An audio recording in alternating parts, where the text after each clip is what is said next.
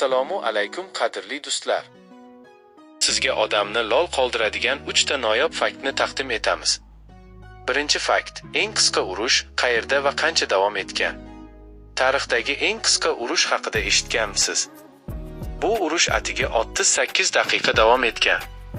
1896-yil Buyuk Britaniya va Zanzibarning o'rtasida.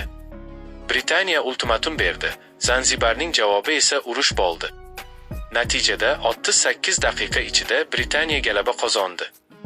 Bu voqea tarix kitoblariga eng qisqa urush sifatida kirdi. Ikkinchi fakt: Antarktidadagi quruq vodiysi haqida. Antarktida eng sovuq qit'a. Bu hammaga ma'lum. Ammo bu yerda shunday joy borki, 2 million yildan beri biron tomchi ham yomg'ir yog'magan. Bu joy quruq vodiylari deb ataladi. U yerga hatto qor ham yog'maydi. Shamollar kuchli, havo esa nihoyatda quruq. Bu hudud NASA olimlari tomonidan Marsga o'xshagan tabiiy laboratoriya sifatida o'rganiladi. Dunyodagi eng sovuq, ammo eng quruq joy ana shu yer. Uchinchi fakt: inson tanasidagi eng kuchli mushak. Ko'pchilik inson tanasidagi eng kuchli mushak bu til deb o'ylaydi. Lekin bu noto'g'ri. Aslida eng kuchli mushak bu jag mushagidir.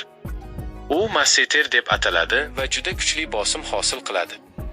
Inson bu mushak yordamida 90 kilogrammgacha bosim bera oladi. Qiziq tomoni shundaki, bu mushak juda kichik, ammo nihoyatda qudratli. Shu sababli eng oddiy ogiz harakati ortida ulkan kuch yashiringan bo'ladi. Dunyo sirlaridan yanada ko'proq bilishni istaysizmi?